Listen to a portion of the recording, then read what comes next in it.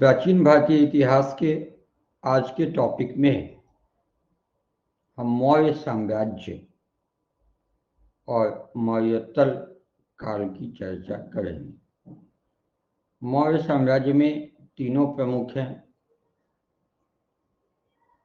चंद्रगुप्त मौर्य, बिंदुसार और अशोक। उससे काफ़ी प्रश्न विभिन्न प्रतियोगी परीक्षाओं में आते हैं और बीपीएससी में तो आता ही है। साथ ही मौर्योत्तर काल में कण्व वंश, सातवाहन वंश, ये कुछ ऐसे वंश हैं जिससे प्रश्न अधिकांश प्रतियोगी परीक्षाओं में पूछे जाते हैं। तो इसलिए आज के वीडियो में हम लोग मौर्य साम्राज्य और मौर्योत्तर काल पे चर्चा करेंगे। मौर्य साम्राज्य की बात की जाए तो सबसे पहले यह देखेंगे कि मौर्य साम्राज्य के स्रोत क्या थे, कैसे हम मौर्यकालीन संस्कृति को, उसकी सभ्यता को, उसकी प्रशासनिक व्यवस्था को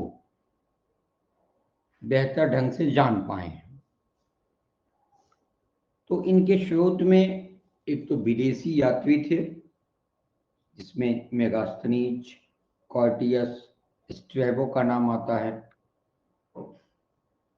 साहित्यिक स्रोत में बौद्ध साहित्य, दीपवंश, महावंश, दिव्यावदान, जातक, जैन साहित्य में कल्पसूत्र को ले सकते हैं। अन्य साहित्य में आप पुराण, मुद्रा राक्षस, इंडिका कथा, सरित सागर, बृहत कथा मंजरी को ले सकते हैं। पुराणों में भी इसकी चर्चा है और अर्थशास्त्र जो कौटिल्य का है उसमें भी चंद्रगुप्त मौर्य के प्रशासनिक व्यवस्था की चर्चा है। पुरातात्विक स्रोत की बात की जाए तो चंद्रगुप्त मौर्य, अशोक और रुद्रदामन के अभिलेख, मृदभांड और स्थापत्य कला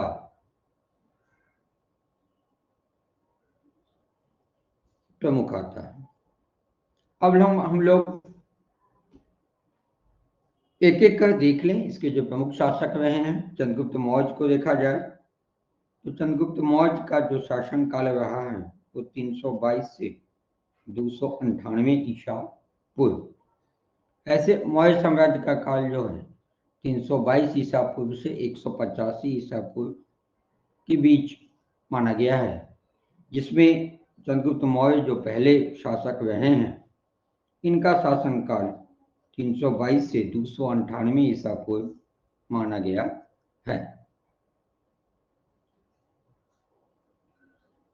ये आपको पता होगा कि चंद्रगुप्त मौर्य के गुरु थे चाणक्य, और उनकी सहायता से ये नंद शासक थे घणानंद, उनका वध करके मौर्य साम्राज्य की स्थापना किए थे। इससे सभी रूबरू होंगे। और इस घटना में यानी नंद वंश का विनाश करने में चंद्रगुप्त मौर्य ने कश्मीर के राजा प्रवर्तक से सहायता ली थी।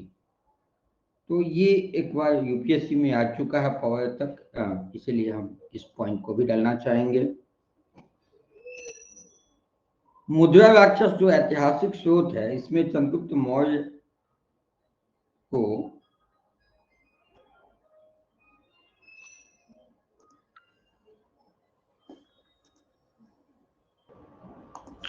तो इस प्रकार मुद्रा राक्षस में चंद्रगुप्त मौर्य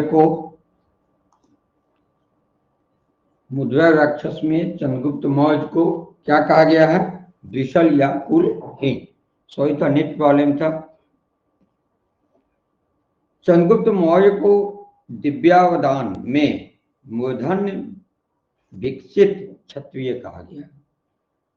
तो दिव्यावदान में चंद्रगुप्त मौर्य को क्या कहा गया है? मूर्धन्य विकसित क्षत्रिय। चंद्रगुप्त मौर्य के अन्य नाम सेंड्रोक्टस, एंड्रोक्टस आदि थे। चंद्रगुप्त के प्रशासन का प्राचीन अभिलेखीय साक्ष्य रुद्रदामन के जूनागढ़ अभिलेख में मिलता है। भारतीय साम्राज्य का पहला ऐतिहासिक सम्राट चंद्रगुप्त मौर्य को ही माना गया है, इसलिए ये ज्यादा फेमस है। और आपको पता होगा कि सेल्यूकस का जो राजदूत था मेगास्थनीज, वो चंद्रगुप्त के दरबार में ही आया था। ऐतिहासिक स्रोत में भी हम इसकी चर्चा किए थे, और मेगास्थनीज ने ही इंडिका नामक पुस्तक लिखी थी। मेगास्थनीज की पुस्तक आप इंडिका पढ़ेंगे तो उसमें पाटलिपुत्र को उन्होंने पाली ब्रोथा लिखा है। तो इसलिए कि क्योंकि बिहार से संबंधित है पाटलिपुत्र, तो इंडिका में जो मेगास्थनीज की पुस्तक है इंडिका, उसमें पाटलिपुत्र का नाम क्या है? पाली ब्रोथा। सेल्यूकस निकेटर ने अपनी पुत्री हेलेना की शादी चंद्रगुप्त मौर्य के साथ कर दी और 4 प्रांत काबुल, कंधार, हेरात एवं मकरान चंद्रगुप्त को दे दिए थे। तो सेल्यूकस निकेटर, जिसका राजदूत था मेगास्थनीज, वो अपनी पुत्री हेलेना की शादी चंद्रगुप्त मौर्य से की थी और दहेज में कहें 4 प्रांत दे दिए थे। कौन कौन? काबुल, कंधार, हेरात एवं मकरान। प्लूटार्क के शब्दों में चंद्रगुप्त ने सेल्यूकस को 500 हाथी उपहार में दिए थे। अब सेल्यूकस ने 4 प्रांत दिए थे, तो चंद्रगुप्त ने सेल्यूकस को 500 हाथी उपहार में दिए थे। ये प्लूटार्क का अपना मत है। और प्लूटार्क के ही अनुसार चंद्रगुप्त के पास 6 लाख की पैदल सेना थी, जिसे जस्टिन के शब्दों में डाकुओं का गिरोह कहा गया है। तो चंद्रगुप्त मौर्य के 6 लाख वाले पैदल सेना को डाकुओं का गिरोह किसने कहा है? तो जस्टिन ने। ये भी क्वेश्चन बीपीएससी में पूछा जा चुका है। अब आते हैं बिंदुसार पे। चंद्रगुप्त मौर्य तथा माता दुर्धरा का पुत्र बिंदुसार। देखिए, अभी आपने देखा हेलेना की भी शादी हुई थी किससे? चंद्रगुप्त मौर्य से। लेकिन चंद्रगुप्त मौर्य की पत्नी दुर्धरा से जो पुत्र हुआ था बिंदुसार, वह 298 ईसा पूर्व में मगध की राजगद्दी पर बैठा था। बिंदुसार के अन्य नाम भी हैं, जैसे किसी बुक में आप अमित्र घात देखेंगे, अमितोकेट्स देखेंगे, यूनानी जो नाम दिए थे अमितोकेट्स। नंदसार भी इन्हीं का नाम है। भद्रसार, वायु पुराण आप पढ़ेंगे, पुराण भी स्रोत बताए हैं, तो वायु पुराण में बिंदुसार का नाम है भद्रसार। परिशिष्ट पर्वन भी इनका नाम है।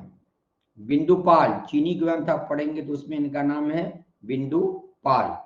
तो आप कंफ्यूज नहीं होंगे। अमित्रघात, अमितोकेट्स, नंदसार, भद्रसार, बिंदुसार, परिशिष्ट पर्वन, बिंदुपाल, सब एक ही है, बिंदुसार, जिनके माता का नाम क्या था? दुर्धरा। पिता तो चंद्रगुप्त मौर्य ही हो गए।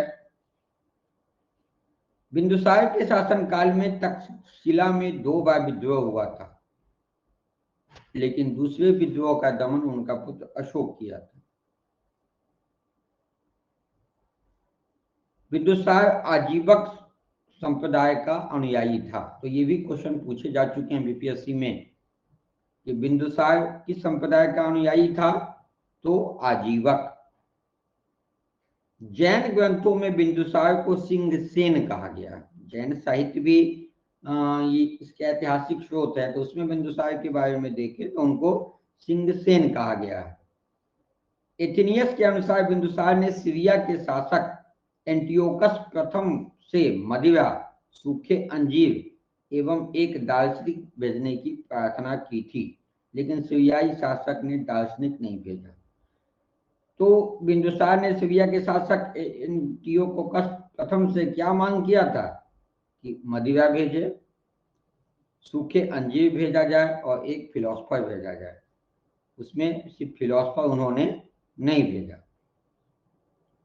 इस प्रकार आप देख लिए बिंदुसार, चंद्रगुप्त मौर्य, वायु पुराण में इसको वधशार कहा गया, यूनानी लेखक ने इसको मिथोकेटस या मित्रघात कहा, जैन ग्रंथ में इन्हें सिंहसेन कहा गया है, स्ट्रेबो ने इन्हें अलीकोडेट्स कहा है, चीनी विवरण में इनका नाम बिंदु पाल बताया गया है। अब आते हैं अशोक। अशोक का शासन काल 269 ईसा पूर्व से 232 ईसा पूर्व के बीच रहा और यह बिंदुसार का उत्तराधिकारी हुआ। इसे अशोक महान के नाम से भी जाना जाता है। अशोक की माता का नाम शुभदांगी था। शुभदांगी राज गद्दी पर बैठने के समय अशोक अवंती का राज्यपाल था। ठीक है, जब राजगद्दी पर बैठे उस समय ये कहाँ के राज्यपाल थे? अवंती के। और यह शासक कैसे बना था? तो अशोक 100 भाई था और 99 भाइयों की हत्या करके सिंहासन प्राप्त किया था। ये सिंहली स्रोत में कहा गया है। सिंहली स्रोत को देखा जाए तो उसमें लिखा हुआ है कि अशोक ने अपने 99 भाइयों की हत्या कर दी थी, तब वो गद्दी पर बैठा था। कारुबाकी और तिक्षरशिला अशोक की 2 महारानियां थी। 2 महारानी कौन कौन थी? कारुबाकी और तिक्षरशिला। अशोक की पत्नी महादेवी, जो शाक्य कुलीन विदिशा की राजकुमारी थी, से महेंद्र और संघमित्रा नामक 2 संतान हुई।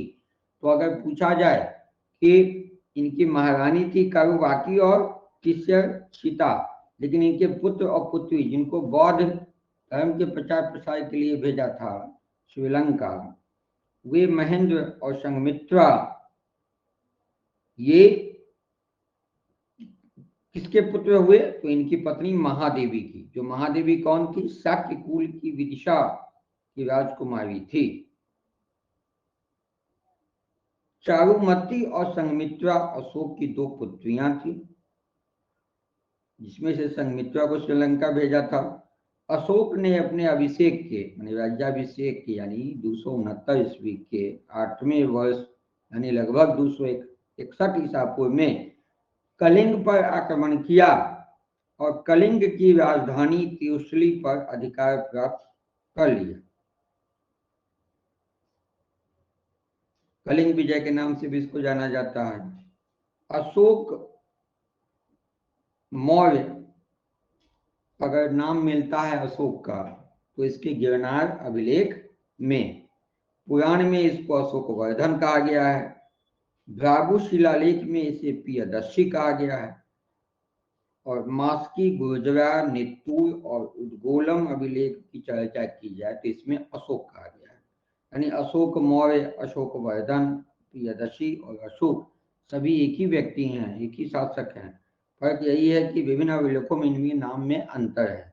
गिरनार अभिलेख में इनका नाम अशोक मौर्य है, पुराण में इनका नाम अशोक वर्धन है, भाब्रू शिलालेख में इनका नाम पियदर्शी है, मास्की, गुर्जरा, नित्तूर और उद्गोलम अभिलेख में इनका नाम अशोक है।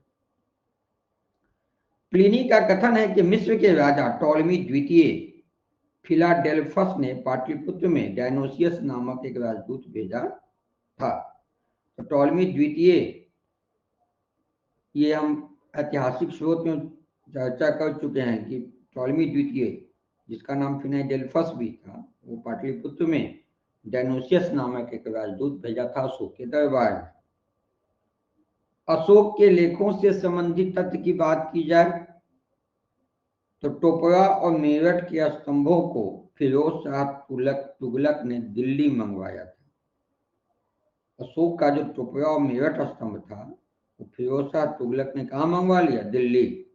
कौशाम्बी स्तंभ को अकबर इलाहाबाद लाया था, जिस पर अशोक ने स्तंभ लेख उत्कीर्ण करवाए थे। बैराट का अभिलेख कनिंघम कलकत्ता लाया गया। मौर्य साम्राज्य 137 वर्ष तक रहा और इस वंश का अंतिम शासक कौन हुआ? बृहद्रथ। उपगुप्त नामक बौद्ध भिक्षु ने अशोक को बौद्ध धर्म की दीक्षा दी थी। तो अशोक ने बौद्ध धर्म की दीक्षा किससे ली थी? तो उपगुप्त नामक बौद्ध भिक्षु से।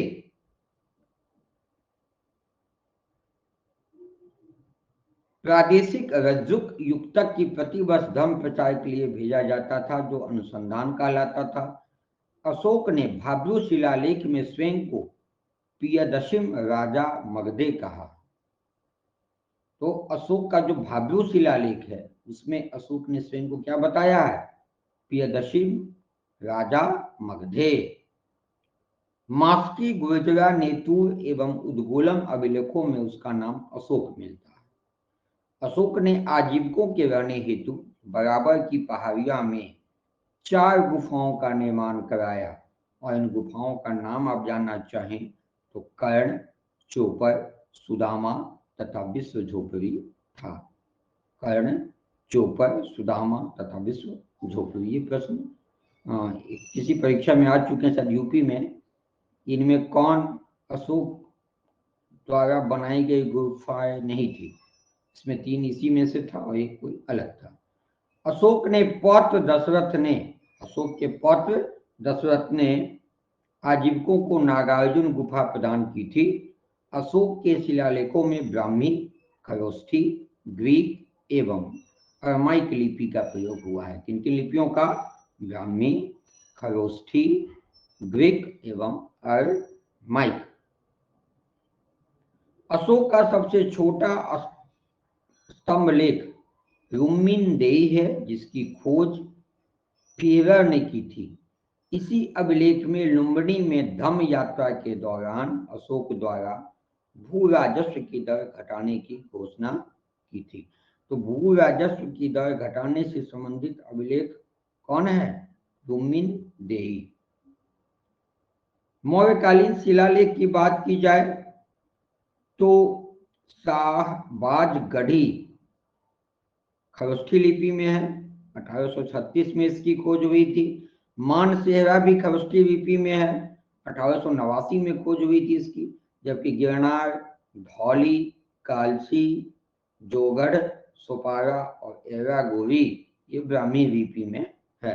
सबसे लेटेस्ट 1916 का एरागोरी है ब्राह्मी लिपि में। अशोक का सब-ए-कुना कंधार अभिलेख ग्रीक एवं अरमाइक भाषाओं से प्राप्त हुआ है। तो करनार अभिलेख किस भाषा से प्राप्त हुआ?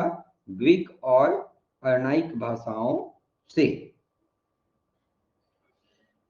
अशोक के शिलालेख की खोज 1750 ईस्वी में टिफेनथेलर ने की थी और इनकी संख्या कितनी थी? 14। अशोक के अभिलेखों को पढ़ने में सबसे पहली सफलता 1837 ईस्वी में जेम्स प्रिंसेप को मिली। और जेम्स प्रिंसेप याद रखेंगे आप, क्योंकि यह प्रश्न आपको यूपीएससी में भी पूछा जा चुका हो, बीपीएससी में भी पूछा जा चुका हो। बीपीएससी में कई बार विभिन्न परीक्षाओं में पूछा गया हुआ है। तो अशोक के शिलालेख को पढ़ने वाले जो प्रथम व्यक्ति थे वो कौन थे? James Prinsep.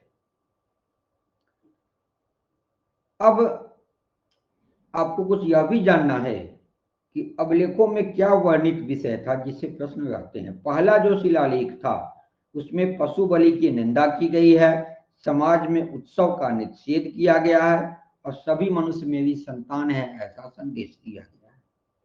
तो पहला जो शिलालेख था उसमें पशु बलि की निंदा की गई, समाज में उत्सव को निषेध किया गया और सभी मनुष्य को संतान बताया गया। दूसरा शिलालेख में लोक कल्याणी कार्य और चेव, चोल, पांड्य, सात्य पुत्र का उल्लेख है। तीसरे और चौथा अभिलेख में धर्म संबंधी नियम है। शिलालेख में रज्जुकों की नियुक्ति और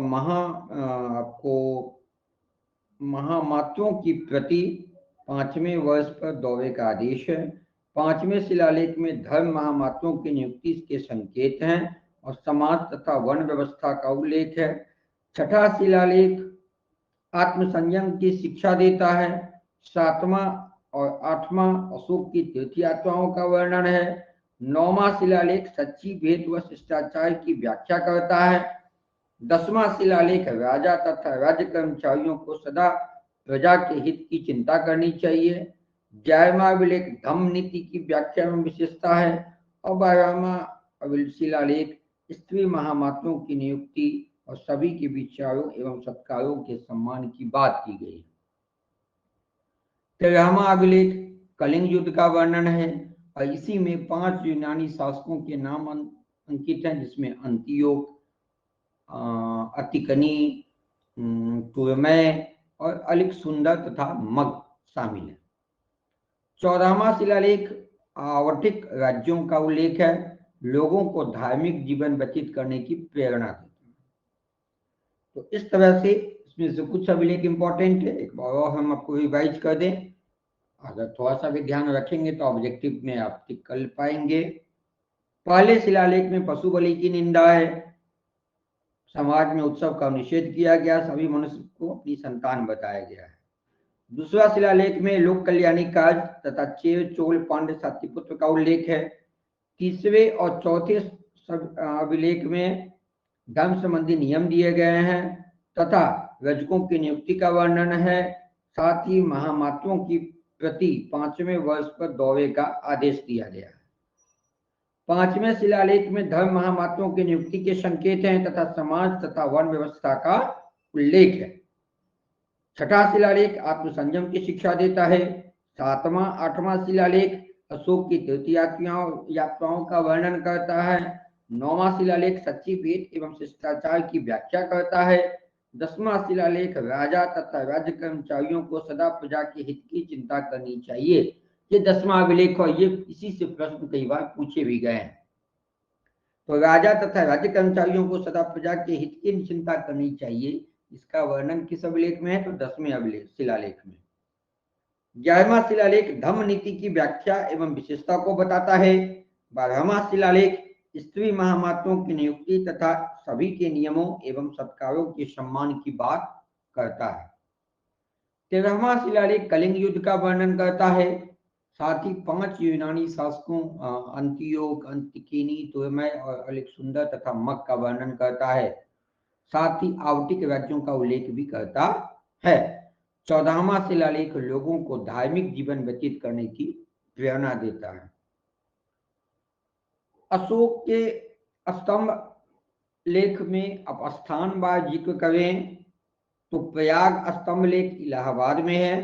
दिल्ली टोपरा दिल्ली में है, नाम से पकड़ लेंगे। दिल्ली मेरठ दिल्ली में है। रामपुरवा चंपारण में है, बिहार में। लौरिया नंदनगढ़ ये भी चंपारण में है और लौरिया अरेराज यह भी चंपारण में है। तो बिहार में 3 अभिलेख हैं, रामपुरवा, लौरिया नंदनगढ़ और लौरिया अरेराज, जो बिहार के चंपारण जिला में है। अशोक के स्तंभ लेख की कुछ और विशेषता देख ली जाए जिससे प्रश्न आने की संभावना होती है। तो मेरठ स्तंभ लेख को मेरठ से प्राप्त कर फिरोज शाह तुगलक दिल्ली लेकर आया था। टोपरा स्तंभ लेख टोपरा गांव यमुनानगर हरियाणा से प्राप्त हुए, जिन्हें फिरोज शाह तुगलक दिल्ली लेकर आया था, जिसकी चर्चा कर चुके हैं। प्रयाग स्तंभ लेख कौशाम्बी इलाहाबाद उत्तर प्रदेश से प्राप्त हुए थे और अकबर द्वारा लाए गए। रामपुरवा स्तंभ लेख से 2 स्तंभ लेख प्राप्त हुए, एक स्तंभ लेख विहीन रह गया। लेख युक्त स्तंभ पर सिंह की आकृति उत्कीर्ण है और वर्तमान में यह राष्ट्रपति भवन में स्थापित है। कहां से? रामपुरवा से लिया गया स्तंभ। लेख विहीन स्तंभ पर वृषभ तथा बैल की आकृति उत्कीर्ण है। ठीक है, तो जो लेख युक्त है वो राष्ट्रपति भवन में है और जो लेख विहीन है उसमें क्या है? सिर्फ वृषभ तथा बैल की आकृति उत्कीर्ण है। लौरिया नंदनगढ़ स्तंभ लेख चारंक जिला बिहार से प्राप्त हुए, बिहार के, और इस पर मयूर चित्र अंकित है। रुमिनदेई स्तंभ लेख सबसे छोटा स्तंभ लेख है और शासनादेश का रुमिनदेई गंपाल से प्राप्त है और यह आर्थिक विषय का अभिलेख है। रुमिनदेई स्तंभ लेख, क्योंकि यहाँ पे कर को कम करने की बात थी। अब आपको ये भी प्रश्न पूछे जाते हैं कि धर्म प्रचार के लिए अशोक ने किसको कहाँ भेजा था। तो जैसा अभी हम चर्चा किए हैं आपको ये संघमित्रा और महेंद्र, तो इनको कहाँ भेजा गया था? संघमित्रा ये श्रीलंका। इसके साथ ही किसी किसी में हमको क्वेश्चन में मिला है कि अशोक ने महादेव को कहाँ भेजा था, तो धर्म प्रचार के लिए महादेव को मैसूर भेजा था, महाधर्मरक्षित को महाराष्ट्र, महारक्षित को यूनान और मंझांतिक को कश्मीर एवं गांधार भेजा था। गांधार कहते हैं गांधार। तो इतना ध्यान रखें, आप 4-5 याद रखेंगे तो क्वेश्चन नहीं छूटेगा। महेंद्र और संघमित्रा को श्रीलंका, ये पूर्व से पता है। मंझांतिक को कश्मीर एवं गांधार, महारक्षित को यूनान, महाधर्मरक्षित को महाराष्ट्र एवं महादेव को मैसूर भेजा था। मौर्य प्रशासन की कुछ और बात कर ली जाए, कैसा था? तो सम्राट की सहायता के लिए एक मंत्रिपरिषद होती थी और इस मंत्रिपरिषद में सदस्यों की संख्या 12 या 16 या 20 हुआ करती थी। तो जो राजा की यानी सम्राट की सहायता करते थे मंत्रिपरिषद, आज भी मंत्रिपरिषद होते हैं, तो इसमें मंत्रिपरिषदों की संख्या या तो 12 या 16 या 20 आवश्यकता अनुसार कुल होती थी। साम्राज्य में मंत्रियों एवं पुरोहितों की नियुक्ति के पूर्व इनके चरित्र को काफी जांचा परखा जाता था और इस जो चरित्र परीक्षण है उस विधि को उपधा परीक्षण कहा जाता था। क्या? उपधा परीक्षण। अर्थशास्त्र में शीर्षस्थ अधिकारी के रूप में तीर्थ का उल्लेख मिलता है, जिसे महामात्र भी कहा जाता था और महामात्रों की संख्या 18 होती थी। अशोक के समय मौर्य साम्राज्य में प्रांतों की संख्या 5 थी और प्रांतों को कहा जाता था चक्र। क्या कहा जाता था? चक्र। प्रांतों के प्रशासक कुमार या आर्यपुत्र या राष्ट्रिक कहलाते थे। किसी बुक में कुमार भी मिला है, आर्यपुत्र भी मिला है या राष्ट्रिक भी मिला है, विभिन्न स्रोतों में। आप तीनों ध्यान में रखें, कुमार या आर्यपुत्र या राष्ट्रिक। किसको? प्रशांत के प्रशासक को।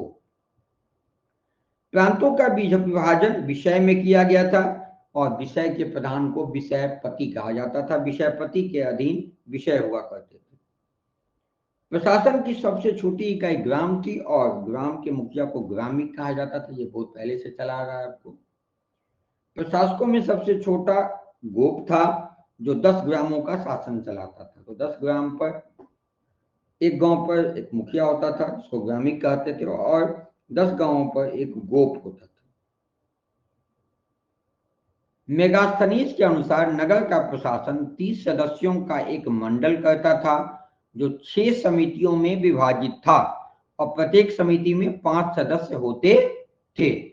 प्लूटार्क जस्टिन के अनुसार चंद्रगुप्त ने नंदों की पैदल सेना से 3 गुनी अधिक संख्या में आदमियों को लेकर संपूर्ण उत्तर भारत को रौंद डाला था। युद्ध क्षेत्र में सेना का नेतृत्व करने वाले अधिकारी नायक कहलाता था। ये भी प्रश्न आ चुका है, नायक। सैन्य विभाग का सबसे बड़ा अधिकारी सेनापति होता था। मेगास्थनीज के अनुसार मौर्य सेना का रखरखाव 5 सदस्यीय 6 समितियां करती थी, यानी समितियां थी और समिति में 5 सदस्य थे और इस तरह से कुल समितियों की संख्या थी 6। केंद्रीय अधिकारी तंत्र में सबसे ऊंचे अधिकारी तीर्थ कहलाते थे। ठीक है, महामात्र आप सुने हैं। अब तीर्थ में जो आपको बताएं कि इनकी जो संख्या थी वो अलग अलग होती थी और बताएं 18। तो तीर्थ का विभाग आप देख लें। पुरोहित होते थे, उसको प्रधानमंत्री तथा प्रमुख धर्माधिकारी कहते थे पुरोहित को। समाहर्ता वे होते थे जो राजस्व विभाग का प्रथम अधिकारी होता था। आज भी समाहर्ता है वही। कोषाध्यक्ष को सन्निधाता कहा जाता था। फौजदारी न्यायालय या न्यायाधीश को प्रदेष्टा कहा जाता था। तो इतना क्लियर हो गया। प्रधानमंत्री तथा मुख्य धर्माधिकारी को पुरोहित, राजस्व विभाग के प्रधान अधिकारी को समाहर्ता, कोषाध्यक्ष को सन्निधाता, फौजदारी न्यायालय के न्यायाधीश को प्रदेष्टा, सेना के संचालक को नायक, उद्योग धंधों के प्रधान निरीक्षक को कर्मांतिक, उद्योग धंधों के प्रधान निरीक्षक को कर्मांतिक, दीवानी न्यायालय के न्यायाधीश को व्यवहारिक व्यवहारिक, फौजदारी न्यायालय के न्यायाधीश को प्रतिष्ठा और दीवानी न्यायालय के न्यायाधीश को व्यवहारिक। सेना की सामग्रियों को जुटाने वाले प्रधान अधिकारी को दंडपाल, और ये भी प्रश्न पूछा जा चुका है। तो सेना की सामग्रियों को जुटाने वाले प्रथम अधिकारी को दंडपाल। एक भी आपका इसमें तथ्य ऐसा नहीं है, एक भी पॉइंट ऐसा नहीं है जो परीक्षा पॉइंट ऑफ व्यू से इंपॉर्टेंट नहीं है। इसलिए वीडियो हम बार बार आग्रह करते हैं कि वीडियो को देखना है तो अंत तक देखें। यदि वीडियो आपको अच्छा लग रहा है, आपको लग रहा है कि इस वीडियो में कुछ कंटेंट ऐसे हैं जो आपकी बेहतर तैयारी में उपयोगी हो सकते हैं, तो कृपया वीडियो को अंत तक देखें। हो सकता है कि जिस टॉपिक को आप छोड़कर चले, वीडियो को स्किप करके चले, कि वही टॉपिक आपका कहीं छूट ना जाए परीक्षा में सही उत्तर देने में। तो मेरा फिर पूरा मेहनत हम अपने आप का बेकार मानेंगे। वन विभाग के प्रधान को आटविक कहा जाता था। वन विभाग के प्रधान को आटविक। सीमावर्ती दुर्गों के रक्षक को अंतपाल। सीमावर्ती दुर्ग के रक्षक को अंतपाल। राजमहल की देखभाल करने वाले प्रधान को दौवारिक, जो राजमहल की देखभाल करता था। सम्राट के अंगरक्षक सेना का जो प्रधान होता था, उसका जो बॉडीगार्ड होगा, उसका जो प्रधान होता था, उसको अंतर्वेदिक। अंतर्वेदिक। नगर का जो प्रमुख अधिकारी होता था, या नगर कोतवाल जिसको आप कह सकते हैं, अभी नगर आयुक्त होते हैं, तो उसको कहा जाता था उस वक्त नागरक। नागरक। राजकीय दुर्ग रक्षकों के अध्यक्ष को दुर्गपाल। राजा के उत्तराधिकारी को युवराज। युद्ध विभाग के मंत्री को सेनापति और परिषद के अध्यक्ष को मंत्री परिषदाध्यक्ष। मंत्री परिषद जो अध्यक्ष, दीर्घ संधि हो गया, मंत्री परिषदाध्यक्ष। तो इस तरह से एक बार रिवीजन कर ले, हो सकता है कोई क्वेश्चन आ जाए। प्रधानमंत्री तथा प्रमुख धर्माधिकारी को पुरोहित। राजस्व विभाग के प्रधान अधिकारी को समाहर्ता। कोषाध्यक्ष को सन्निधाता। फौजदारी न्यायालय के न्यायाधीश को प्रतिष्ठा। सेना के संचालक को नायक। उद्योग धंधों के प्रधान निरीक्षक को कर्मांतिक। दीवानी न्यायालय के न्यायाधीश को व्यवहारिक। सेना के सामग्रियों को जुटाने वाले प्रधान अधिकारी को दंडपाल। वन विभाग के प्रधान को आटविक। सीमावर्ती दुर्गों के रक्षक को अंतपाल। राजमहल की देखभाल करने वाले प्रधान को दौवारिक। सम्राट की अंगरक्षक सेना के प्रधान को अंतर्वेदिक। नगर के प्रमुख अधिकारी या नगर कोतवाल को नागरक। राजकीय दुर्ग रक्षकों के अध्यक्ष को दुर्गपाल। राजा के उत्तराधिकारी को युवराज। युद्ध विभाग के मंत्री को सेनापति और परिषद के अध्यक्ष को मंत्री परिषदाध्यक्ष। एक स्थान से दूसरे स्थान पर भ्रमण करने वाले या कार्य करने वाले को क्या कहा जाता था? गुप्तचर। और इस गुप्तचर को संचार कहा जाता था।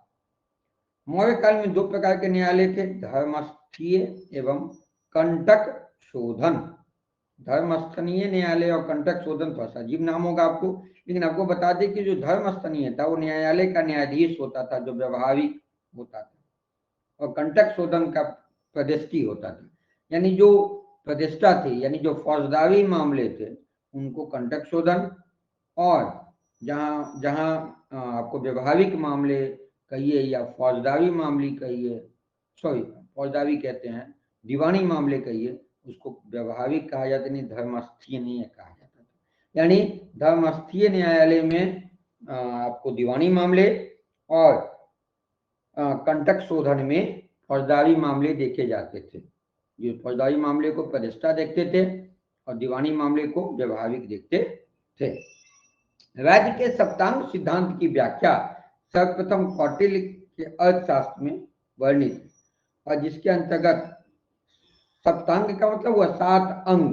तो 7 अंग कौन कौन हो गए? राजा 1, अमत दूसरा हो गया, जनपद तीसरा हो गया, दुर्ग चौथा, कोष 5वां, दंड 6ठा, मित्र 7वां। तो चाणक्य ने जिस सप्तांग का वर्णन किया उस सप्तांग में कौन कौन हो गए? राजा, अमात्य, जनपद, दुर्ग, कोश, दंड एवं मित्र।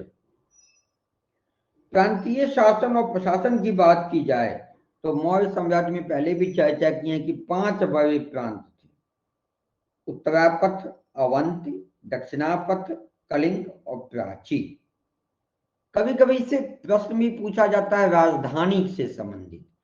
तो उसका राजधानी आप देख लें कि उत्तरापथ की राजधानी थी तक्षशिला। उत्तरापथ का कहाँ था? तक्षशिला। और दक्षिणापथ का था सुवर्णगिरी। सुवर्णगिरी कर्नाटक में है। तो उत्तरापथ की राजधानी थी तक्षशिला और दक्षिणापथ का कहाँ था? सुवर्णगिरी। अवंती का था उज्जैनी। अवंती का उज्जैनी। कलिंग का तोसली। कलिंग का तोसली। और प्राची का पाटलिपुत्र। प्राची का पाटलिपुत्र। तो मौर्य साम्राज्य में 5 बड़े प्रांत थे। उत्तरापथ की राजधानी तक्षशिला, दक्षिणापथ की राजधानी सुवर्णगिरी, अवंत की उज्जैनी, कलिंग की तोसली और प्राची का पाटलिपुत्र।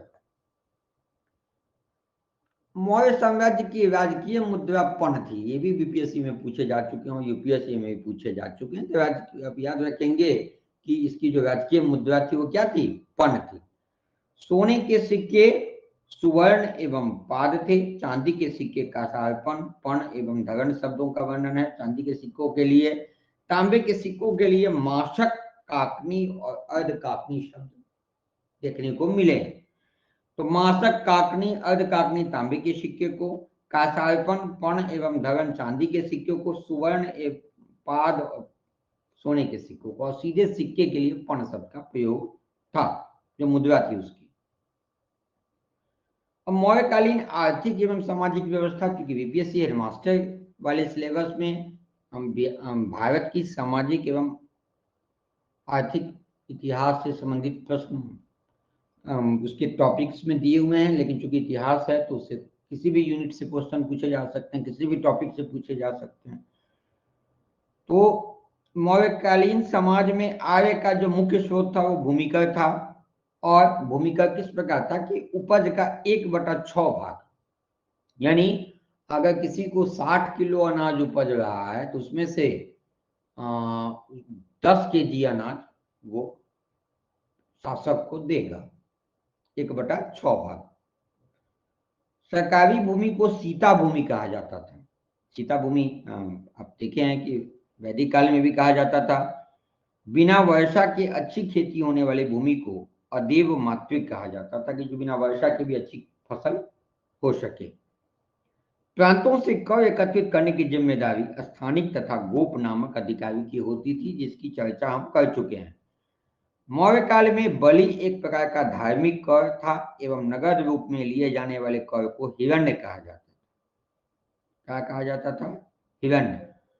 मेगास्थनीज ने भारतीय समाज को 7 वर्गों में बांटा है: दार्शनिक, किसान, अहीर, कारीगर, सैनिक, निरीक्षक एवं सभासद। तो आपको मौर्य काल में भारतीय समाज 7 वर्गों में बटा था। दार्शनिक होते थे, किसान होते थे, अहीर होते थे, कारीगर होते थे, सैनिक होते थे, निरीक्षक होते थे एवं सभासद होते थे। और अर्थशास्त्र में देखेंगे तो आर्यों को ही शूद्र कहा गया। सॉरी, शूद्र उल्टा कर दे, शूद्रों को आर्य कहा गया है। किसमें? अर्थशास्त्र में। मौर्य काल में सामूहिक समारोह को प्रवहन कहा जाता था। तो सामूहिक जो समारोह होता था उसके लिए प्रवहन शब्द आया है। मुद्रा राक्षस जो एक ऐतिहासिक नाटक है, इसमें चंद्रगुप्त के राज प्रसाद को शुभांग कहा गया है। स्वतंत्र वेश्यावृत्ति अपनाने वाली महिला रूपा जीवा कहलाती थी। रूपा जीवा। इस प्रकार हम लोग मौर्य जो युगीन संस्कृति थी, जो मौर्य साम्राज्य था, और उसके जो 3 प्रमुख प्रशासक थे, चंद्रगुप्त मौर्य, बिंदुसार और अशोक, इनके संबंध में जान गए। इनके शिलालेखों के संबंध में जान गए। इनसे संबंधित जो प्रमुख तथ्य हैं, जो इम्पोर्टेंट पॉइंट्स, सारे पॉइंट्स को हम लोग जान गए।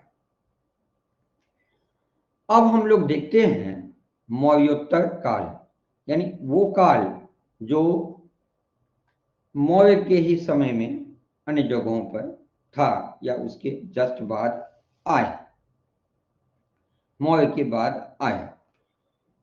तो मौर्योत्तर को काल की बात की जाए तो इसमें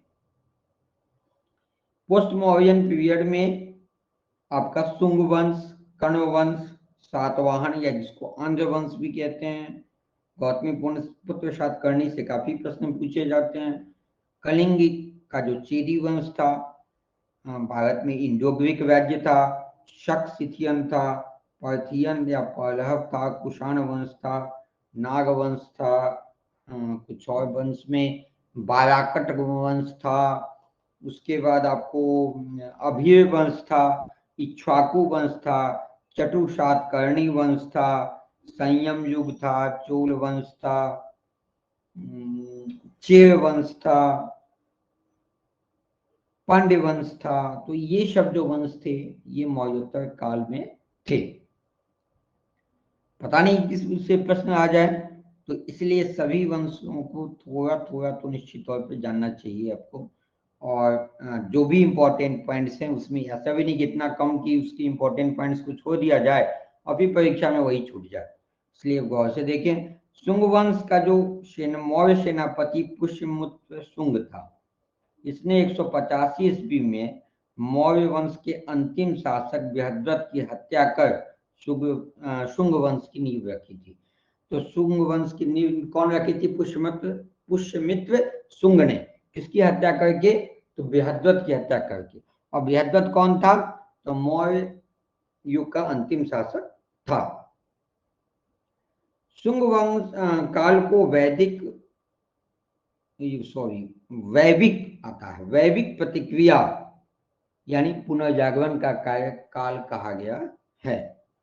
तो किसको पुनर्जागरण का काल कहा गया है? तो शुंग काल, या इसको वैदिक प्रतिक्रिया भी कहा गया है। शुंग शासकों ने अपनी राजधानी विदिशा में स्थापित की थी। जो पाटलिपुत्र में था उसको कहाँ ले गया? विदिशा में। भयहुत स्तूप का निर्माण पुष्यमित्र शुंग ने करवाया था। गार्गी संहिता के अनुसार पुष्यमित्र शुंग ने यवन शासक डेमोट्रियस के साथ प्रथम युद्ध किया था। अयोध्या अभिलेख के अनुसार पुष्यमित्र शुंग ने अपने शासन के अंतिम दिनों में पतंजलि के नेतृत्व में 2 अश्वमेध यज्ञ करवाए थे।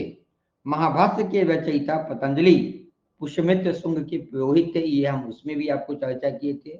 और ये काफी क्वेश्चन पूछे जाते हैं कि पुष्यमित्र शुंग किसके पुरोहित थे, सॉरी पतंजलि किसके पुरोहित थे? तो पुष्यमित्र शुंग के। अब पुष्यमित्र की जब मृत्यु हो गई तो उसका अगला शासक बना अग्निमित्र, जो पहले विदिशा का उपराजा था। लेकिन ये सब उतना प्रभावी नहीं रहा। शुंग वंश का जो 9वां शासक था भागवत, जिसको भागभद्र भी किसी किसी बुक में मिलेगा आपको, उसके शासन काल में यवन राजदूत हेलियोडोरस ने भागवत धर्म ग्रहण कर विदिशा, जिसको बेस नगर भी आप कह सकते हैं, गरुड़ स्तंभ की स्थापना की थी। तो यवन राजदूत था हेलियोडोरस, उसने भागवत धर्म ग्रहण किया था। किसके समय में? शुंग वंश के 9वें शासक भागवत के समय में। और वह विदिशा में गरुड़ स्तंभ की स्थापना की थी। शुंग वंश के में मोटे तौर पे यही आपको इंपॉर्टेंट चीज जाननी है, और प्रश्न इसको ऑप्शन लिए तो नहीं छूटेगा। अब आते हैं कर्ण वंश के संबंध में। 112 वर्ष शासन करने के बाद शुंग वंश के अंतिम शासक देवभूति की हत्या उसके सेनापति वासुदेव द्वारा की गई। तत्पश्चात उसने कर्ण वंश की नींव डाली। अब देखें, मौर्य काल का जो सेनापति था पुष्यमित्र शुंग, उसने अपने शासक की बृहद्रथ की हत्या करके शुंग वंश डाला था। और शुंग वंश का जो अंतिम शासक था देवभूति, उसके सेनापति वासुदेव ने उसकी हत्या कर दी थी और कर्ण वंश की नींव डाली थी। पुराने के अनुसार कण्वों ने 45 वर्षों तक शासन किया था और इसमें 4 राजा हुए: वासुदेव, भूमिमित्र, नारायण और सुशर्मा। कौन कौन? वासुदेव, भूमिमित्र, नारायण और सुशर्मा। तो कर्ण वंश में मोटे तौर पर इतना ही जानना है। अब आते हैं सातवाहन या आंध्र वंश। सातवाहन वंश के संस्थापक सिंधुक शिपक ने अंतिम कर्ण नरेश सुशर्मा की हत्या कर सातवाहन साम्राज्य की स्थापना की। अब देखिए, कर्ण वंश का जो अंतिम शासक था सुशर्मा, उसकी हत्या कर दिया सिमुक, शुंग, कर्ण तथा सातवाहन तीनों ही ब्राह्मण समुदायों से थे। यानी शुंग वंश जो पुष्यमित्र शुंग था, उसके बाद कर्ण वंश जो देवभूति की हत्या करके शुंग वंश का नींव डाला था वासुदेव, वो भी, और सातवाहन जो शासक थे वो भी ब्राह्मण समुदाय से थे। सातवाहन अन्य वंश शासकों ने अपनी राजधानी प्रतिष्ठान में स्थापित की थी, और प्रतिष्ठान आप देखेंगे तो यह महाराष्ट्र के औरंगाबाद जिले में स्थित है। कहाँ? औरंगाबाद जिले में। सातवाहन वंश में कुछ प्रमुख शासक की बात की जाए तो कृष्ण जो सिमुक का भाई था, इसने सातवाहन साम्राज्य को नासिक तक बढ़ाया था तथा नासिक की जो गुफा है उसका निर्माण कृष्ण ने करवाया था, जिसका संबंध सातवाहन वंश से है। सातकर्णी प्रथम भी इसके इंपॉर्टेंट शासन है। उसने अपने प्रदेश जो नर्मदा घाटी तथा विदर्भ पर आधिपत्य स्थापित किया था, और इसने अपनी राजधानी अमरावती जो आंध्र प्रदेश के गुंटूर में है को बनाया था। तो सातकर्णी प्रथम ने राजधानी कहाँ बनाई थी? अमरावती में। और कहाँ तक साम्राज्य ले गए थे? तो नर्मदा घाटी तथा विदर्भ तक। इसने सर्वप्रथम दक्षिणापति की उपाधि धारण की। तो दक्षिणाधिपति के नाम से किसको जाना जाता है? तो सातकर्णी प्रथम, और ये भी प्रश्न बीपीएससी में पूछे जा चुके हैं। एवं दक्षिण में अपना राज्य बढ़ाया था। नाना घाट का नयनिका अभिलेख के अनुसार जो सातकर्णी प्रथम था उसने 2 अश्वमेघ यज्ञ किए थे। क्योंकि लोग ब्राह्मण समुदाय से थे तो यज्ञ में विश्वास रखते थे। हाल के सेनापति विजयानंद ने श्रीलंका पर विजय प्राप्त की थी। अब गौतमी पुत्र सातकर्णी की बात की जाए तो इनका ये ज्यादा फेमस है। यह सातवाहन वंश के सबसे महान शासक थे। इसके शासन एवं उपलब्धियों के बारे जो जानकारी है वो नासिक अभिलेख से प्राप्त होती है, और नासिक अभिलेख में से एकमात्र ब्राह्मण या अद्वितीय ब्राह्मण कहा गया है। किसको? गौतमी पुत्र सातकर्णी को। इसने खातियद पादलस की उपाधि धारण की थी। खातियद उसको कहते हैं खातियद पमादलस, खातियत पमादलस। नासिक अभिलेख में से मुद्रोयपीत वाहन कहा गया है। क्या कहा गया है? मुद्रोयपीत वाहन। तो सबसे महान शासक कौन थे? गौतमी पुत्र सातकर्णी। अब आते हैं वशिष्ठी पुत्र पुलुमामी। यह गौतमी पुत्र सातकर्णी का पुत्र एवं उत्तराधिकारी था। वशिष्ठी पुत्र पुलुमामी। शक शासक रुद्रदामन ने पुलमामी को 2 बार हराया था, परंतु संबंधी होने के कारण बर्बाद नहीं किया था। पुलुमावी ने दक्षिणेश्वर पथेश्वर की उपाधि धारण की थी। पुलुमावी ने दक्षिणी पथेश्वर, ठीक है, जबकि आपको सातकर्णी प्रथम ने दक्षिणाधिपति। तो दक्षिणाधिपति देखिए इसी में कंफ्यूजन होता है। दक्षिणाधिपति की बात आ जाए तो सातकर्णी प्रथम लेकिन अगर आपको दक्षिणी पथेश्वर की बात आ जाए तो वशिष्ठी पुत्र पुलुमावी की बात आती है। पुलुमावी के समय समुद्र व्यापार एवं नौसैनिक शक्ति में पर्याप्त विकास हुआ था। तो इसका देन क्या है? व्यापार का विकास किया था, समुद्र व्यापार को बढ़ाया था। अब आती है यज्ञश्री सातकर्णी की बात। यह सातवाहन वंश का अंतिम महत्वपूर्ण शासक था यज्ञश्री सातकर्णी, और इसके सिक्के पर नाव के चित्र अंकित थे, यानी अंकित हैं, अभी भी जो मिला है उसका नाव के चिन्ह।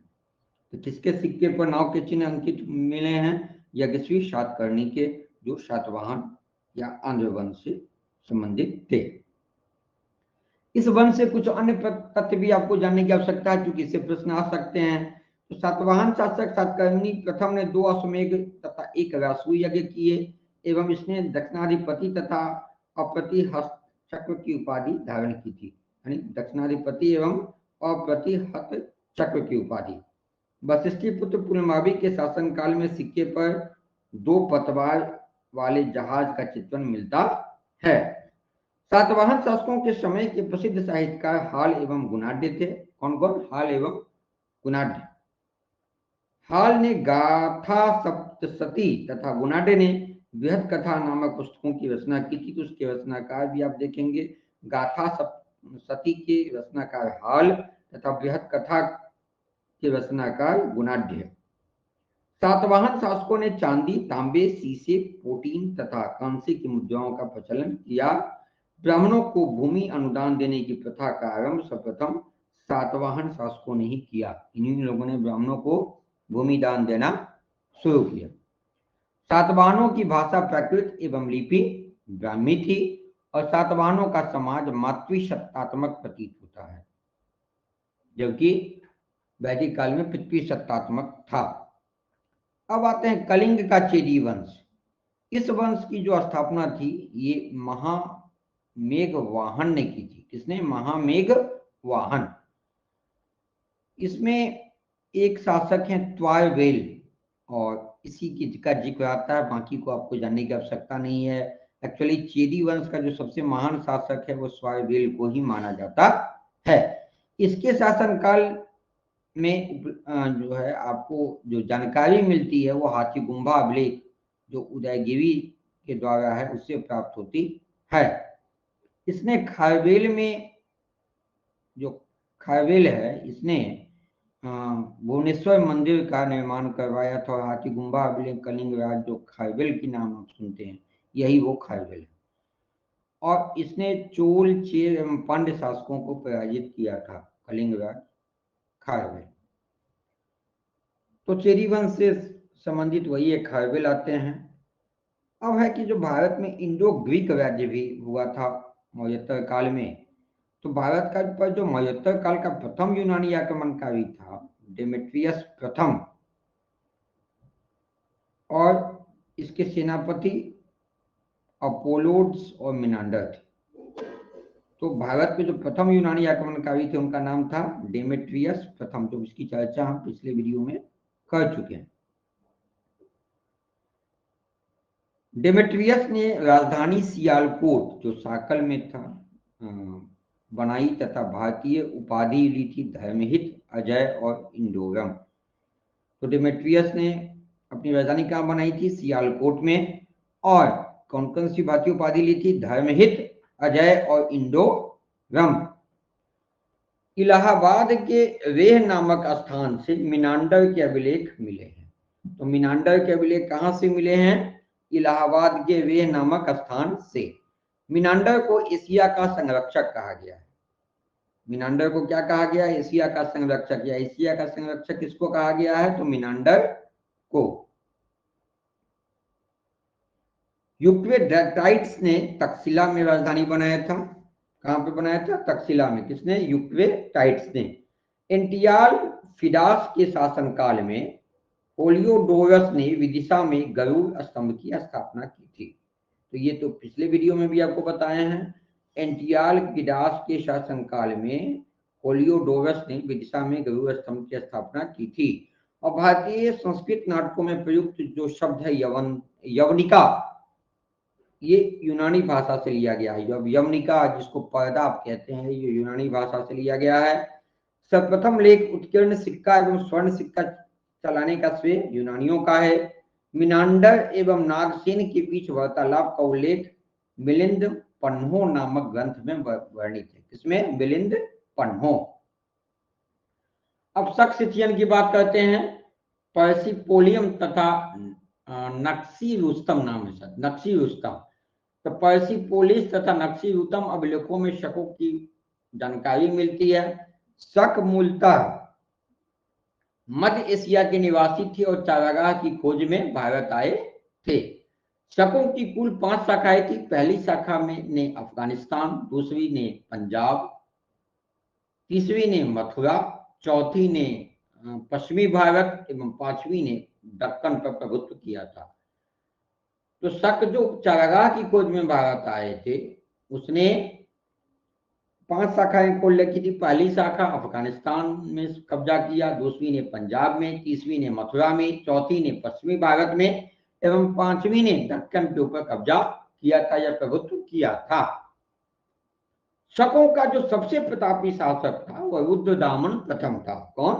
रुद्रदामन प्रथम, जिसका शासन 130 से 150 ईसा पूर्व ईस्वी में गुजरात के बड़े भाग पर था और इसने काठियावाड़ की अर्ध शुष्क सुदर्शन झील का जीर्णोद्धार किया था। किसने? रुद्रदामन प्रथम ने। सुदर्शन झील से संबंधित है कौन? रुद्रदामन प्रथम, जो कहाँ है? काठियावाड़। रुद्रदामन ने सबसे पहले विशुद्ध संस्कृत भाषा में गिरनार अभिलेख जारी किए थे। गिरनार अभिलेख जो विशुद्ध संस्कृत भाषा में है वो जारी किसने किया था? रुद्रदामन ने। शकों पर विजय के उपलक्ष्य में 58 ईसा पूर्व में उज्जैन के स्थानीय शासक द्वारा एक नया संवत विक्रम संवत चलाया गया। उसी समय से विक्रमादित्य एक लोकप्रिय उपाधि बन गई और जिसकी संख्या भारतीय इतिहास में 14 तक पहुंच गई। गुप्त सम्राट चंद्रगुप्त द्वितीय सबसे विख्यात विक्रमादित्य थे। तो विक्रमादित्य की बात आती है, सब लोग विक्रमादित्य अपने आप को कहने लगे, लेकिन गुप्त सम्राट जो चंद्रगुप्त द्वितीय है उसी को मूलतः विक्रमादित्य कहा जाता है। अब आते हैं पार्थियन या पहलव। तो पार्थियन मुख्यतः सिस्तान तथा आर्कोयस के निवासी थे। पहलव वंश का वास्तविक संस्थापक मिथ्रेडेटस प्रथम था।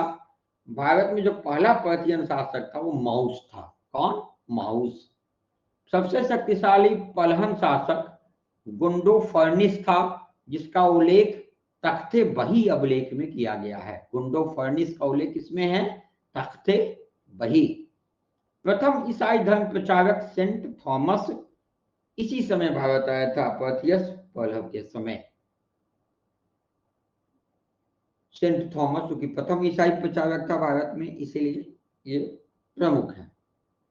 अब आते हैं कुषाण वंश। ये भी काफी, इससे भी प्रश्न पूछे जाते हैं। कुषाण वंश खासकर बीपीएससी पीटी में तो अक्सर पूछे ही जाते हैं।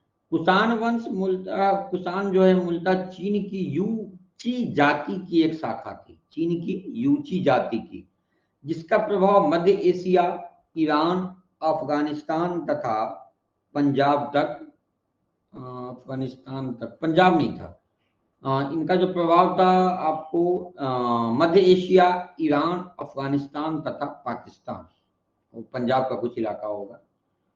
कुजूल कडफाइडिस प्रथम कुषाण वंश का प्रथम शासक था। तो प्रथम शासक कौन था? कुजूल कडफाइसिस प्रथम। इसने सिक्कों पर युवांग महाराज, महाधिराज आदि उपाधियां अंकित होती थी। युवांग महाराज तथा महाधिराज ये कुषाण वंश से संबंधित है। भारत में कुषाण साम्राज्य का वास्तविक संस्थापक विम कडफाइसिस था और यह शैव मत का अनुयायी था। इसके सिक्कों पर शिव, नंदी तथा त्रिशूल की आकृतियां मिलती है। तो वास्तविक संस्थापक कौन था? किम कडफाइसिस, जो किस मत का अनुयायी था? शैव मत का। और शैव मत का अनुयायी था तो निश्चित तौर पर इनके सिक्कों में शिव, नंदी तथा त्रिशूल अंकित है। कुषाण शासकों ने सर्वप्रथम सोने के सिक्के विम कडफाइसिस द्वारा चलाए गए। कनिष्क जो है वो सब शक्तिशाली या सर्वाधिक शक्तिशाली कुषाण शासक थे। कौन? कनिष्क। और आपको ये भी पता होगा कि कनिष्क की जो राजधानी थी पुरुषपुर, इसको पेशावर कहा जाएगा, पुरुषपुर थी राजधानी। और यह कुषाणों की मुख्य राजधानी थी। द्वितीय राजधानी की बात की जाए तो मथुरा थी। कनिष्क ने भी एक संवत चलाया था, इसको शक संवत कहते। तो शक संवत की शुरुआत किसने की थी? कनिष्क ने। और ये शक संवत की शुरुआत 78 ईस्वी में हुई थी। तो उसी से 78 ईस्वी में पहला शक संवत हुआ।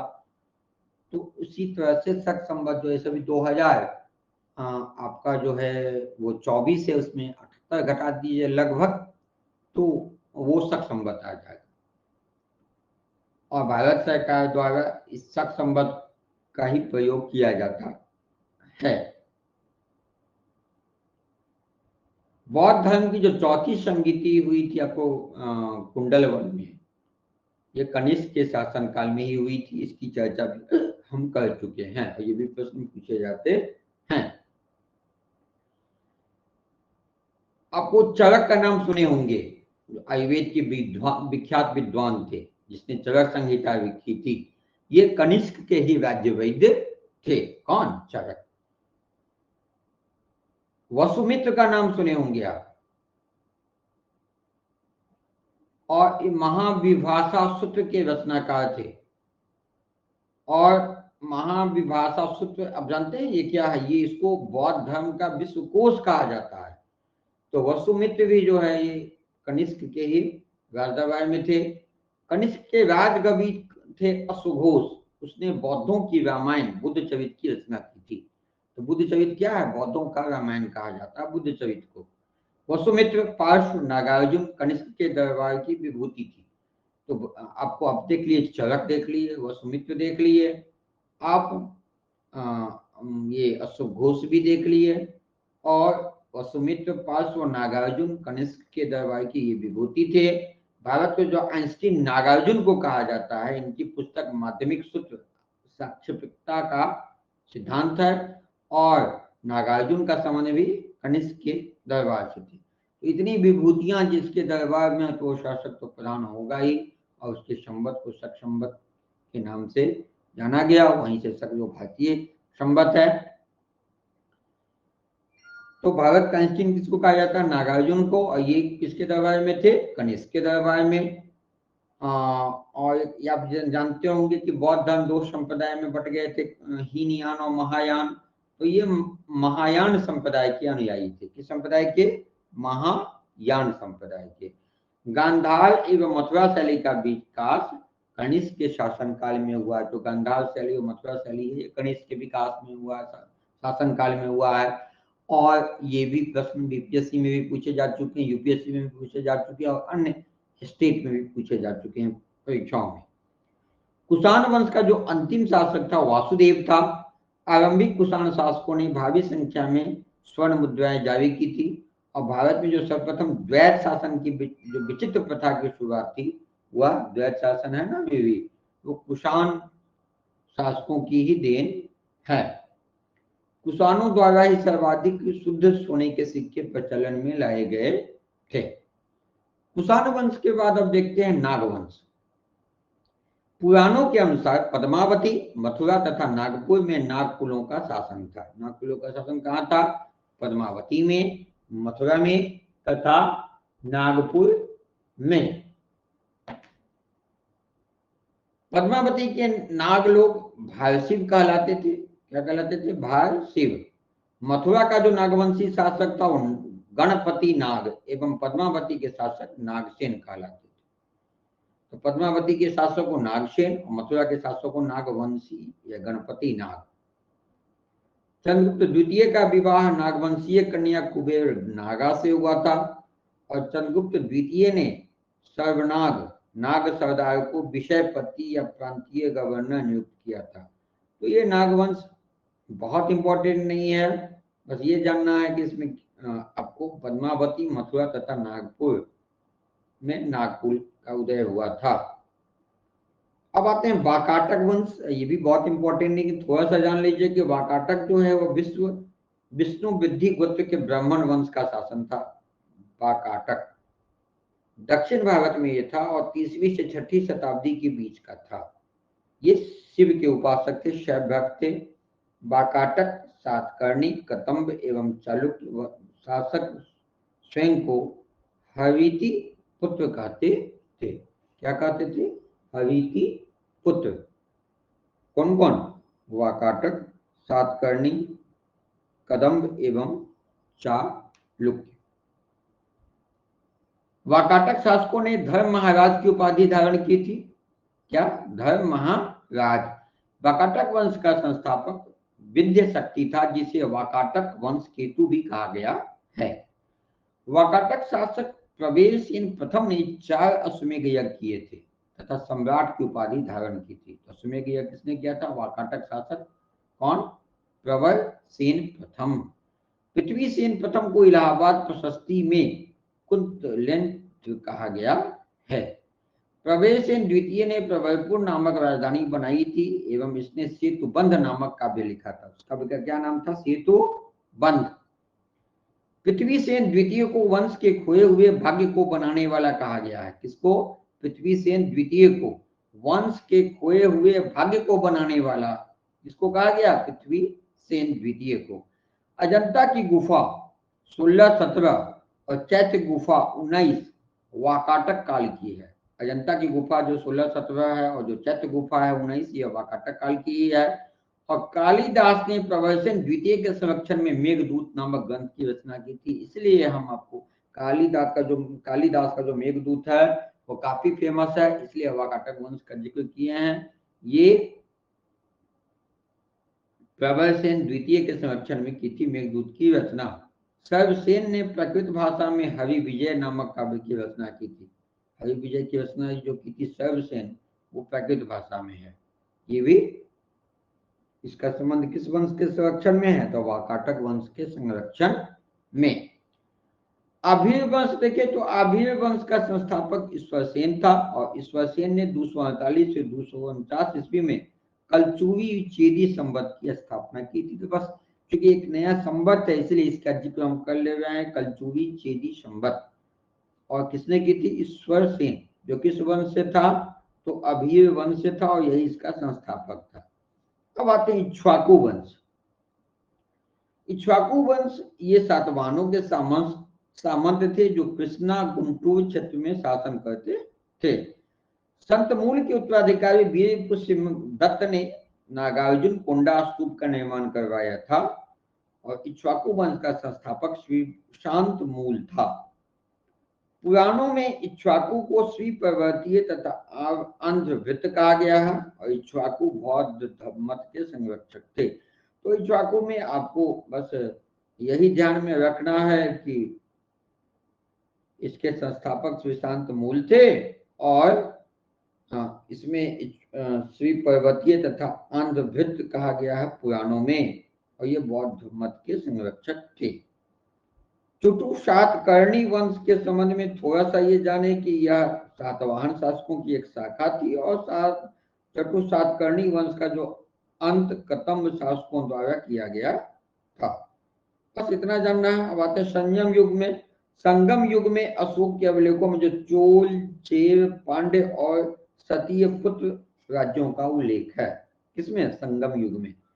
तो संगम युग में हम लोग बारी बारी से थोड़ा सा जो इम्पोर्टेंट चीज है, चोल राज्य ज्यादा इम्पोर्टेंट है। अभी खासकर आप देख रहे होंगे कि संसद भवन में यहाँ से कुछ गया है।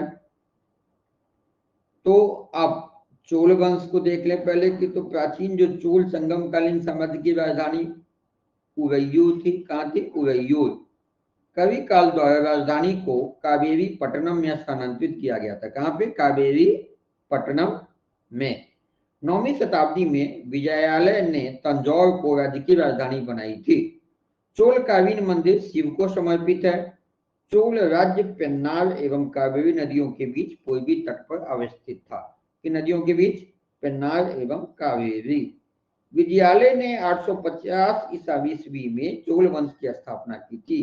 तो चोल वंश की स्थापना किसने की थी? विजयालय ने, जिसकी राजधानी कहाँ थी? तंजौर। ये भी ध्यान रखेंगे, तंजौर राजधानी थी।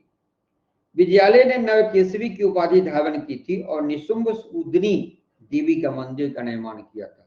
तो नवकेसरी की उपाधि किसने की थी? विजयालय, जो चोल वंश का संस्थापक था, और निशुंभ सूदनी देवी मंदिर का निर्माण कराया था। आदित्य प्रथम शिव का उपासक था जिसने कोदंड राम की उपाधि धारण की थी। तो कोदंड राम की उपाधि आदित्य प्रथम ने धारण की थी और नवकेसरी की उपाधि विजयालय ने धारण की थी।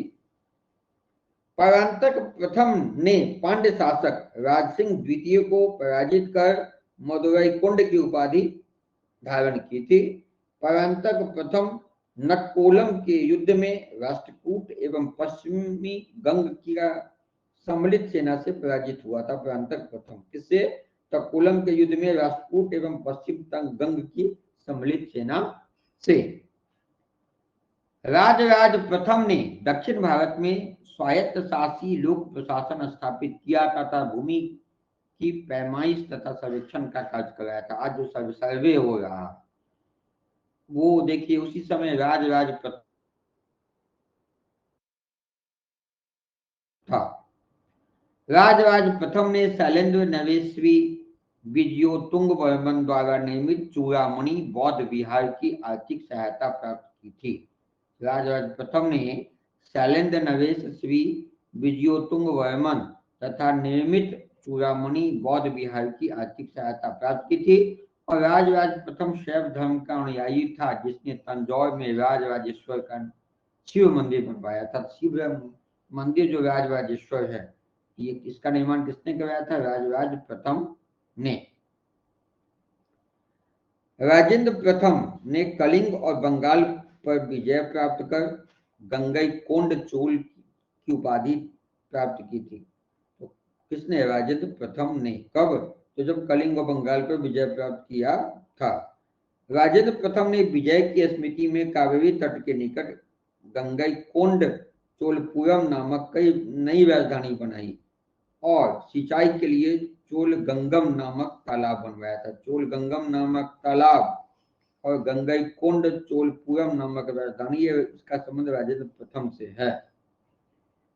राजेंद्र प्रथम ने 1017 ईस्वी में लंका नवेश महेंद्र पंचम को परास्त कर संपूर्ण सिंघल राज्य पर अधिकार कर लिया था। राजेंद्र प्रथम ने 2 बार अपना दूत मंडल चीन भेजा था और इसी को दक्षिण भारत का नेपोलियन कहा जाता है। राजेंद्र प्रथम को दक्षिण भारत का नेपोलियन कहा जाता है। राजेंद्र प्रथम को जो भी इंपॉर्टेंट तथ्य है ये पूछे जा सकते हैं। तो दक्षिण भारत का नेपोलियन किसको कहा जाता है? राजेंद्र प्रथम को, जिनका संबंध किस वंश से है? चोल वंश से है। ये चोल शासक थे। राजाधिराज प्रथम को चालुक्य शासक सोमेश्वर ने कोप्पुम के युद्ध में पराजित कर मार डाला था। राजेंद्र द्वितीय के समय 1055 ईस्वी में चोल राज्य में अकाल पड़ा था। चोल शासक अधिराजेंद्र में जन विद्रोह में मारा गया था और तुंगभद्रा के तट पर विजय स्तंभ वीर राजेंद्र ने स्थापित किया था। तो विजय स्तंभ का जो संबंध है वो किससे है? अधिराजेंद्र, जिसकी चर्चा हम किए थे। ठीक है, वीर राजेंद्र। कुलोत्तुंग प्रथम ने 1087 ईस्वी में लंका नवेश विजयबाहु से संधि की थी तथा अपनी पुत्री का विवाह सिंहल राजकुमार से किया था। कुलोत्तुंग प्रथम ने 1077 ईस्वी में 72 सदस्यों वाले प्रतिनिधि मंडल को चीन भेजा था। व्यापारिक बिंदुओं में या व्यापारिक वस्तुओं में कर हटा देने के कारण कुलोत्तुंग प्रथम को सुंगम वितर्त कहा गया। तो सुंगम वितर्त क्यों कहा गया? क्योंकि व्यापारिक वस्तुओं से कर हटा दिया था। किसको कहा गया? कुलोत्तुंग प्रथम को, जिसका संबंध किससे है? चोल वंश से। कुलोत्तुंग द्वितीय ने चिदम्बरम मंदिर में स्थापित गोविंद राज, तो विष्णु की प्रतिमा है, की मूर्ति समुद्र में फेंकवा दी थी। तो किसने विष्णु की प्रतिमा समुद्र में फेंकवा दी थी? कुलोत्तुंग द्वितीय ने। कालांतर में वैष्णव आचार्य रामानुजाचार्य ने उक्त मूर्ति का पुनरुद्धार किया, उसे तिरुपति के मंदिर में पुनः प्रतिष्ठित कराया। जो समुद्र में फेंकवा दिया था उस मंदिर का उद्धार किसने करवाया? रामानुजाचार्य ने। और कहाँ स्थापित करा दिया? तिरुपति के मंदिर में। चोल वंश का जो अंतिम राजा था वो राजेंद्र तृतीय था। राजा के व्यक्तित्व अंगरक्षकों को वैडेक्टार कहा जाता था। पेरुंदरम चोल प्रशासन में भाग लेने वाला उच्च श्रेणी के पदाधिकारियों को एवं शेरुंदरम निम्न श्रेणी के पदाधिकारियों को कहा जाता था। तो उच्च श्रेणी के पदाधिकारियों को पेरुंदरम एवं निम्न श्रेणी के पदाधिकारियों को शेरुंदरम कहा जाता था। चोलों की राजधानी थी, अब क्रमानुसार देखें तो उरैयूर, तंजौर, गंगेगोंड चोलपुरम एवं कांची थी। कांची अंतिम राजधानी थी। चोल साम्राज्य 6 प्रशासनिक इकाइयों में विभक्त था: राज्य, मंडलम, प्रांत, वलनाडु, जिला नाडु, कुलम या कोट्टम। सबसे ऊपर राज्य था, उसके अंदर मंडलम, मंडलम के अंदर प्रांत, प्रांत के अंदर वलनाडु, वलनाडु के अंदर जिला, जिला के अंदर नाडु, नाडु के अंदर कुलम, कुलम के अंदर कोट्टम। द्वितीय पांड्य साम्राज्य में भूमि माप का उल्लेख थलवाईपुरी की तांबे की प्लेटों से किया गया है, तांबे की प्लेटों से। चोल वंश से कुछ और संबंधित तथ्य इंपॉर्टेंट है कि आयम जो कर था, विभिन्न कर की बात की जाए तो आयम के राजस्व के लिए आयम के, लगान के लिए कडिमई के कर, टैक्स जो होता था राजस्व के लिए आयम, लगान के लिए कडिमई, वृक्ष कर के रूप में मरमन, क्योंकि उधर का भाषा है मरमत जाडी कहा जाता था, मरमत जाडी। तो राजस्व के लिए अयम या आयम भी किसी किसी बुक में हमको मिला आयम, तो राजस्व के लिए आयम, लगान के लिए आपको कडिमई, वृक्ष कर के रूप में मरमज्जाडी, नर पशु पर लगने वाले कर को किडाकाशु, किडाकाशु। तो किडाकाशु नर पशु, मरमज्जाडी वृक्ष कर, कडिमई लगान और आयाम आयम राजस्व। चोल शासक के प्रशासनिक इकाई को देखें तो मंडलम प्रांत को, कोट्टम कमिश्नरी, नाडु जिला को, ऐसे देखिए प्रांत को मड्डम, कमिश्नरी को कोट्टम, जिला को नाडु, ग्रामों के संघ को कोरम, गांव की रक्षा के लिए लिया जाने वाला कर को आपको पाडिया, उसको कहा जाता था पाडिकावल, हाँ पाडिकावल। द्वार कर के रूप में वाल लित्तम या कहें तो वाल लित्तनम हो जाएगा, वाल लित्तनम, ठीक है। भवन कर के रूप में मणिडरई, मणिरई, सब वो तमिल और तेलुगु भाषा का मिश्रण है। आजीविकों भवन कर के रूप में हो गया आपको मणिरई, आजीविकों पर लगने वाले कर को आजिक्वाशु, तोलियों से लिया जाने वाले कर को पेबवी, कुम्हार, लोहार, सुनार आदि से लिए जाने वाले कर को मगमई। प्रांत को मंडलम, कमिश्नरी को कोट्टम, जिला को नाडु, ग्रामों के संघ को कोरम, गांव की रक्षा के लिए जाने वाले कर को पाडियावल, द्वार कर को वलिकालिम, भवन कर को मणिरई, आजीविकों पर लेने वाले कर को आजिक्वाशु, तो तेलियों से लिया जाने वाले कर को पेबवी, कुम्हार, लोहार, सुनार आदि से लिए जाने वाले कर को मगमई। अब चोल शासकों द्वारा कई मंदिर निर्माण किए गए थे और उन मंदिरों में कुछ तो आपको बताएं, फिर भी एक नजर डाल लें। विजयालय राजा हुए चोल वंश के, और विजयालय ने चोलेश्वर मंदिर का निर्माण कराया था, कहाँ, नत्ती मलाई में। तो विजयालय ने नत्ती मलाई में चोलेश्वर मंदिर का, आदित्य प्रथम ने कुंभकोणम में नागेश्वर मंदिर का, आदित्य प्रथम ने कुंभकोणम में नागेश्वर मंदिर का, आदित्य प्रथम ने ही कट्टलई में सुंदेश्वर मंदिर का, परांतक प्रथम ने श्रीनिवास लोय में कोरंगनाथ मंदिर का, राजराज प्रथम ने तंजौर में राजराजेश्वर मंदिर का, ये ज्यादा इंपॉर्टेंट रहता पूछा हुआ है। राजराज द्वितीय ने तन्नवेली में आपको तिरुवालीश्वरी मंदिर का, और कुलोत्तुंग द्वितीय ने त्रिभुवन में कंपहरेश्वर मंदिर का निर्माण कराया था। और उपाधि के संबंध में आपको मदुरई कुंड परांतक प्रथम को राजकेसरी, अरुमैरी, मुंडियो चोल देव, चोलमंड, कंडूल, ये सब राजराज प्रथम को कहा जाता है। गंगाई कुंड चोल, मुंडिक चोल, कदराम कुंडन, पंडित चोल, ये सब राजेंद्र प्रथम की उपाधियां थी। सुंगम विवर्त, कंडई कुंड चोलन, ललैनडु कुंड चोलन, ये सब कुलोत्तुंग प्रथम की उपाधि थी। तो संगम युग में हम लोग चोल वंश देख लिए। अब बचा है आपका चेर, पांड्य और सातीय पुत्र। तो चेर वंश में देख लें हम लोग, बहुत शॉर्ट में चेर वंश में बहुत ज्यादा उपलब्धि नहीं है। चेर राज्य जो केरल है वो पांड्य वंश के दक्षिण में और उत्तर में समुद्र और पहाड़ों के बीच एक संकरी पट्टी में स्थित था। चेर वंश का जो प्रथम शासक था वो उदयन जेरल था। क्या था? उदयन जेरल। इसे लाल चेर भी कहा जाता था। लाल चेर के नाम से कौन फेमस था? उदयन जेरल। चेर शासक उदयन जेरल ने पत्नी या कन्नगी पूजा को प्रारंभ कराया था, तो इसलिए थोड़ा सा फेमस है। पत्नी या कन्नगी पूजा का प्रारंभ किसने करवाया था? तो उदयन ने। चेर शासक पेरुंजेलम इम्पोराई विद्वानों का संरक्षक था। इसने कई यज्ञ संपन्न करवाए। इसी काल में दक्षिण में गन्ने की खेती की शुरुआत हुई थी। किसके काल में? भारत में या दक्षिण में गन्ने की खेती जो है, ईख की खेती आरंभ हुई। तो पेरुंजेलम इम्पोराई। अंतिम चेर शासक मानदेव जेलम इम्पोराई थे और हाथी की जो आंख वाला कहा जाता था। किसको? मनदेव जेल इम्पोराई को। अब आते हैं पांड्य वंश।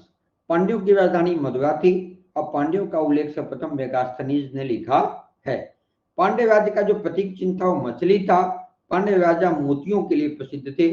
पांड्य शासक नोडियोन की जानकारी पतुपातु में संकलित मनगुडीनिकिला तथा नक्किल की कविताओं में मिलती है और इसने सागर पूजा की प्रथा प्रारंभ करवाई थी। सागर पूजा की प्रथा किसने प्रारंभ करवाई थी? तो पुत्र पातु में जो संकलित है आपको नोडियोन, इसी ने आपको सागर पूजा की शुरुआत की थी। पांड्य शासक एक थे नेदुजेलियन। इनके कुशल शासन की जानकारी मदुरई कांजी से मिलती है। नेदुजेलियन ने निर्दोष कोवलम को हार चुराने के आरोप में मृत्यु दंड दिया, जिसकी सच्चाई का पता चलने पर उसने खुद आत्महत्या कर ली थी। क्योंकि वो गलती से दे दिया था, तो उसने खुद आत्महत्या कर लिया कि हमसे गलती हो गई। संगम काल में अब देख लिए चोल चेल पांड्य। अब हम लोग ये जो सातीय पुत्र हैं, ये सातीय पुत्र बहुत ज्यादा फेमस नहीं है। अब हम लोग देखे हैं कि जो संगमकालीन जो सामाजिक, धार्मिक और आर्थिक अवस्था थी, वो संगम साहित्य के अनुसार समाज 5 वर्गों में बटा था। ब्राह्मण, इन्हें समाज में सबसे ऊंचा स्थान प्राप्त था। अरसर, ये शासक वर्ग को कहते थे। बेगिनर, ये वणिक वर्ग को कहा जाता था।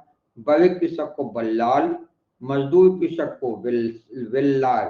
तो बल्लाल वर्ग कृषक को, मजदूर कृषक को वेल्लार। वेल्लार वर्ग के मुखिया को वेल्लवी कहा जाता था। संगम काल में कड़ई सियर निम्न जाति के लोग थे जो कृषि कार्य करते थे एवं पुल्लैयन, रस्सी बनाने वाली एक जाति थी। रस्सी बनाने वाली जाति कौन थी? पुल्लैयन। संगम काल में दास प्रथा का उल्लेख नहीं मिलता, यद्यपि इसमें सती प्रथा का प्रचलन था। और संगम काल में मुख्य स्थानीय देवता मुरुगन थे, जो आरंभिक मध्यकाल में सुब्रमण्यम या कार्तिक कहलाने लगे और इनका प्रतीक चिन्ह मुर्गा, कुक्कुट माना जाता है। संगम काल की जो क्षेत्रीय विशेषताएं थी, उसमें कुरुंगी पहाड़िया जो है विवाह पूर्व प्रेम, पलाई जो शुष्क भूमि थी प्रेमियों का लंबा विवाह, मुल्लई वन प्रदेश, मरुदम मैदानी इलाके और नीरम तटीय इलाके थे। संगमकालीन साहित्य की बात की जाए तो ईसा की जो प्रारंभिक शताब्दी में संकलित संगम साहित्य में पांड्य राजाओं का उल्लेख है। प्रथम संगम मथुरा में अगस्त ऋषि की अध्यक्षता में हुई थी।